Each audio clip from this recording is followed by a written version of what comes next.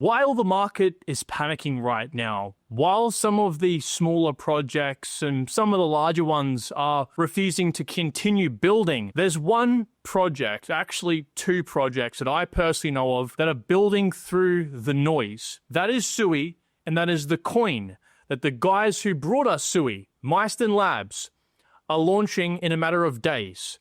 This is no project to scoff at. If you're a fan of Sui, if you're a fan of AI, DeepBook at all, which are obviously big narratives of what I do believe to be the rest of this bull run, then this is simply not a video you can afford to miss. But guys, do not forget before I start, if you find yourself enjoying this video, learning something new, make sure you hit that like button, and also you are subscribed to make the most of this bull run as well. So a big thank you to this project for sponsoring this video. They've allowed me to bring this to you with very much so up-to-date news that previously many people couldn't actually bring to you.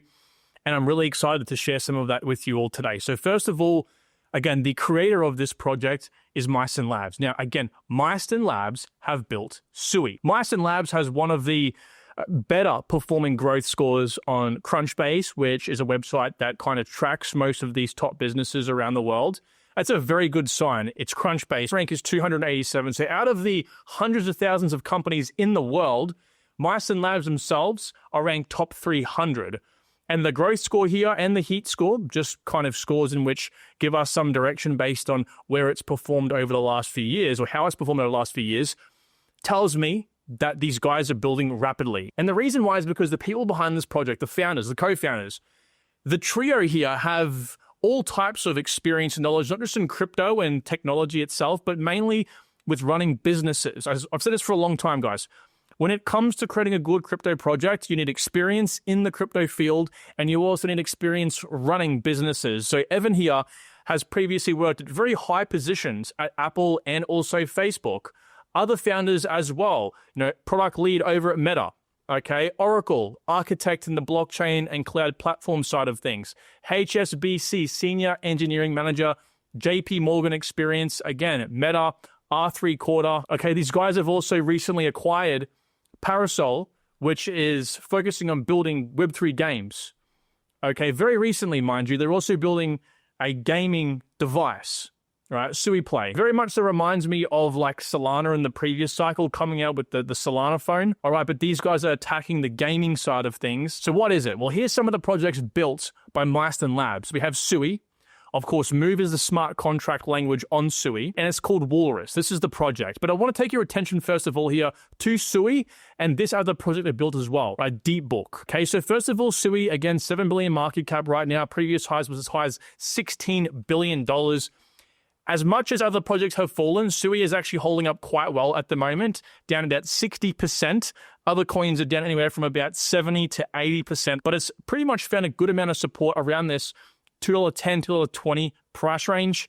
This red line here represents, I think, a pretty strong level of support in the market cap side of things as well, at around $5 billion. But I want to take your attention here to, again, a sort of smaller project, a project more akin to Walrus here, as I'll explain more in a second, called DeepBook. Now, DeepBook is just simply a liquidity-based protocol on Sui that allows projects to build on top of it for high liquidity DeFi. So that, of course, helped Sui race up to, I think it was like top 5 at one point in time. Now it's still top 10, $1.4 billion TVL. If we actually open up Sui over here, it had an explosion of growth. Explosion, going as high as about $3 billion in just DeFi TVL. DeepBook had a all-time high market cap of about 900 million, so about $1 billion, and it rose there very, very quickly. Its price went from about 5 cents baseline here, and it went up to about 35 cents. Okay, so all-time high, you can't quite see, 35 cents right above my head. So,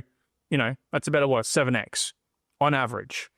Okay, so I actually believe that Walrus has more potential, not financial advice, of course, than a coin like DeepBook, just because Walrus hits AI and it hits DeepBook, okay? So what is it? Well, Walrus allows people to store sensitive information, to store really anything on-chain in a distributed way.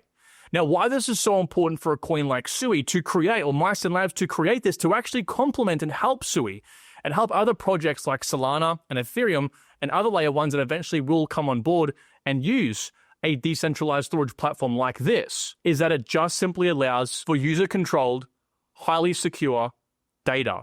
High resilience, which pretty much means that you don't have to really worry about a bunch of the nodes that store the data going offline or people wanting to attack it and overtake it. So let's get into, first of all, everything you need to know about Walrus, and then we'll get into some of the partners and some of the more interesting stuff like tokenomics in just a second. So who are the competitors? Well, being what it is, it can host anything on chain, okay? It's as simple as that. So it can do things like compete with the big boys like Amazon, Microsoft Azure, Google Cloud, Oracle, Alibaba, which currently take up about 76% of the combined Web 2 web hosting market share. So yes, you can host entire websites on this. Okay, it's a pretty big struggle right now for projects to try to do this in crypto, but it does that. It's also storage, so you can actually store sensitive files on it, which again is a direct competitor to IPFS, or the Interplanetary File System, which again a lot of projects use. It's a very, very popular Web 2 storage platform. Unfortunately, most Web 3 storage platforms that you may have heard of, most of these guys actually use IPFS. They just have a nice, pretty front face. Okay, so again, Walrus is not that. Walrus is its own entity. It's a competitor to Filecoin and Arweave. It's also competing with streaming services or platforms like Theta, and also data availability. It can actually provide really cool services for layer 2 platforms on ETH, or maybe even in the future Solana as well. So basically it's deep in, and basically it is AI, because as you'll soon see here, it does have AI capabilities that are already in use actually. So how does Walrus work? Now I get it, this image is probably pretty daunting for you. I'm going to break it down step by step. So first of all, maybe me or you, all right, we want to store an image, for example, or a video or something sensitive on Walrus. Now, again, this can be, someone wanting to actually host an entire website on Walrus, but let's just keep it simple for now. This image, all right, actually gets turned into a blob. It's just called a blob, technically speaking. But what it does here is actually breaks apart this image for security reasons, and it puts it into something called silvers. Now, there's this extra step in the middle, and it can get quite complicated, so I'm going to keep it simple for you guys, but essentially, it just breaks it apart into these thing called silvers via something called erasure coding. It's a fancy cryptographic term for breaking it up and making sure it's secure, okay? And then what happens is those silvers get sent out to a whole bunch of different nodes. Okay, nodes being storage nodes. So again, you break me apart here and you get sent it to different people. And then of course, every node has a little copy of me. So eventually, if I want to ever recreate that, if I ever want to actually take that off, again, it's nice and secure, but I want to actually use it for a thumbnail or something like that, I can do that. But the great thing is you don't need every single bit of me, because to retrieve my blob or my photo, just in case, let's say some nodes go offline or something happens, zombie apocalypse comes about, okay, and a bunch of the nodes are offline, I can still retrieve it with about 2/3 of the entire so-called blob or image back, which is obviously pretty cool. And it just saves you from being concerned about the network being attacked. Walrus is a base to allow these platforms, storage platforms, whether it's streaming services, whether it's just websites hosting some of their files, like videos on it, whatever it may be, it's hosted above Walrus. Walrus is sort of like the storage container. You just throw everything in there and you don't have to worry about it. It's like a self-sorting storage container. It's pretty cool. Now, there's actually 2 burn mechanisms used in Walrus, which I like for 2 reasons. One, it creates a deflationary token, which of course will help price go up. But also, degens love this, because degens hate inflation, love burning. So this is a good thing. The first way it does this is in the terms of stakers. So stakers come online if, for example, there's a whole bunch of nodes, just like any proof of stake network. I might want to stake my Walrus tokens to a node, and I get some of the rewards back as people pay for storage in the network, like I showed you before, with essentially these blobs on chain. Of course, you have to pay for it, as you'll soon see. So, of course, if you decide to unstake prematurely, so very early on, you actually get a fee for that. You get charged for unstaking early. Now, that fee is partially burnt and paid to long-term stakers. So you're actually incentivized to want to keep staking for longer, because you actually get even more rewards on top of the fees accrued from people using Walrus for storage. Pretty cool stuff. There's also a second benefit as well, which is weak performing nodes actually get slashed. Now, slash is a fancy word of saying they get kind of reprimanded, right? They get slapped on the wrist and they say, you guys are not performing well. We're going to take part of your tokens those tokens are partly burnt. Now, what happens there is actually encourages higher performance in the nodes. It encourages the nodes to continuously increase their capabilities, their hardware, create more storage, therefore allows the overall network itself to host more things.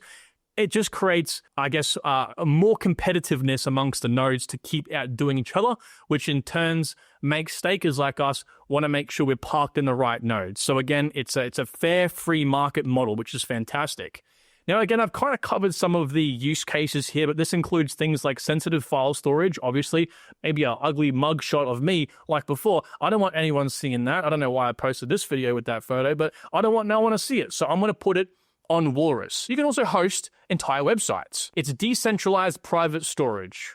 All right, so that's a big benefit people don't realize. That's why IPFS, Interplanetary File System, has been such an amazing sort of solution for many of these businesses and people around the world, because you don't have to count on Microsoft or Amazon saying, hey, you've got a whole bunch of your personal images and files. If the police or someone, let's just say, right, wants to come in and acquire that, they'll just hand it over.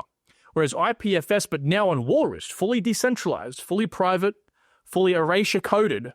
All right, it's a nice little slang term there. Basically, all right, it's up to you. It's your own files, it's your own copy, it's everything. All right, it's decentralized and it's private. We also have LT operations, like I said, for data availability. You can actually host things like, nodes on Walrus. Also blockchain data storage for blockchains themselves, like you'll soon see another project here actually, using them to store some of their applications on the network, some of their more bulky side of things on Walrus already, and AI dataset storage. AI datasets need to be secure and safe, because if they're not, if they're tampered with, you can easily make sure that 1 + 1 = 3, not 2, okay? It's very, very important. So how does this all work? Well, let's say that I want to store a file like a video on Walrus because I want it to be decentralized, I want it to be secure, I want it to be safe from someone like Amazon giving it to the police just in case the police are looking for the ugliest man alive. All right, so this sort of stuff is very important. So what happens? Well, I go, Walrus, I got a file that's 1.1 gigabytes. I want to have it on your platform for 3.5 years.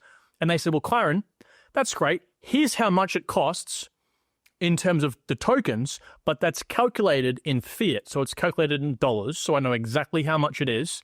It's one upfront payment. You pay us. It's in there for 3.5 years, no problem, which is stable across time. So why is this important? Other platforms, what they'll do is they'll say for every 1 month, 2 months, 6 months, or 1 year that you have this stored, that file is recalculated depending on how, chunky the network is at that time, which means that you can be paying a hell of a lot more money depending on how congested the storage network is in the future. And also, you have to pay us in tokens. So the token could be worth 50% more or even 300% more in a year, plus the network might be highly congested, which means you're paying a hell of a lot, which means you don't have to take it off the network and find somewhere else. So this is fantastic. Guys, this model is literally what is needed to move forward. And it just makes sense. I mean, Mysten Labs, they think of everything, guys. That is why I'm excited about this project. Now, over time, how the network stays running is that the money that you pay them upfront and that fee is drip fed over time to the guys who hold your silvers or your blob, essentially, right? Part of your blob or your photo. It pays to them via subsidies over the course of time. So that's also to stakers as well, because stakers keep the storage nodes running in a typical POS network, okay? So this mechanism allows Walrus to be financially sustainable and offers users a seamless process by stabling costs across time. No one, and I mean no one, wants to use a crypto project, even though it's cool and decentralized and might have awesome security benefits. But the biggest trade-off of all that people don't like is when it's not user-friendly, when it's not realistic, but this is. So it's fantastic. And I think this is one of the reasons why already there's people using this, like Tusky here. I said before how inherently Walrus doesn't naturally encrypt the data end to end, whereas Tusky does. All right, big believer in the power of privacy and so on. So you can use platforms like this depending on what you're actually using the underlying infrastructure of Walrus for. As I said before, Decrypt is actually using this as a website to have all of their articles and stuff stored on, because again, it's secure, it's decentralized, right? It's like IPFS, but truly on chain. One. This is, I think, a Southeast Asia or Asia in general, fighting league. These guys are also using it as well. Linera, this is a new layer 1. These guys are using Walrus. But most importantly, I think the coolest of all is one of my all-time favorite coins here, at least for this cycle. Plume Network is actually using these guys to have all of the ecosystem applications, which are heavy, into the real-world asset side of things as well, which come with big files because, some of these things can carry quite a lot of metadata, all on Walrus. So, there's some great partnerships happening here already. But how does Sui and Walrus kind of work? What have Mysten Labs done here to combine these two? Well, it's very simple, actually, right? It relies on Sui's smart contracts when necessary to just simply manage resources and processes like coordination and payments. So again, it's kind of like built on Sui. It's a separate network, okay? It's completely built for storage, got its own nodes set and everything like that, okay? Which can actually scale to hundreds of nodes. But it uses Sui smart contracts and the Move smart contract language to just keep things nice and quick, okay? That's why we can host nodes on this platform. And again, it's a very, very smart move because now there is an interconnection between the growth and success of both Sui and Walrus together. So what about tokenomics? Well, this is where things get even better. Now, normally projects sound great. They are great, technically speaking, but there's always like a gray area. There's always an area in which they kind of start being a bit lackluster. But I'm telling you, not for Walrus, okay? And the reason why, I just want you to pay attention here. All right, the token itself is giving next to nothing away to investors. A big problem we're having recently is a lot of these coins are doing that. So these guys have given 10% of their token away for airdrops for the community and only 7% for investors. To remind you, the average unlock given to investors is 17.5%. That's the benchmark in crypto. These guys are over 10% less than that. Now, the third-party warning score, as you can see here, is a metric we like to look at in the private community as well.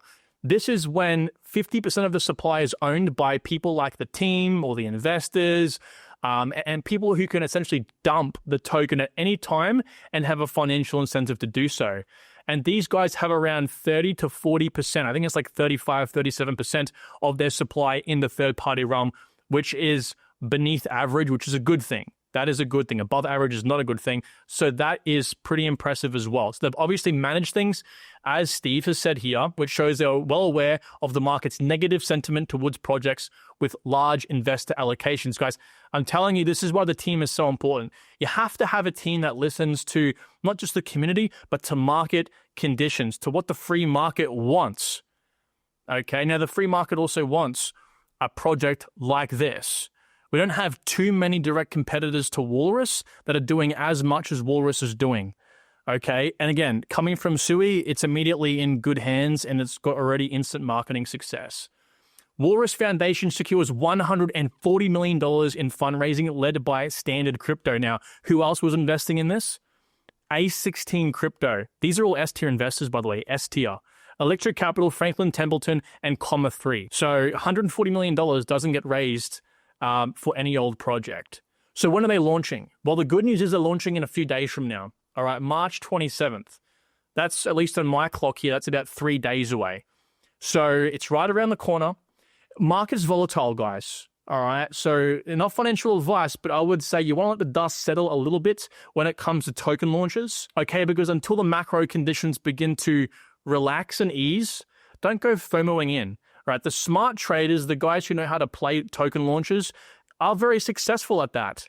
Okay, and they can do what they want. If you're an average crypto investor, keep your eyes glued on Walrus, keep your eyes glued on Sui, and how these projects perform when this bull run kicks back up again. This one, I think, is bound to be an interesting coin for sure. So we'll see how it goes, and I'll keep you guys informed as well. And again, big thank you to Walrus for bringing this content to you with some of the information I have today. Thank you all. Talk to you soon. Take care. Bye-bye.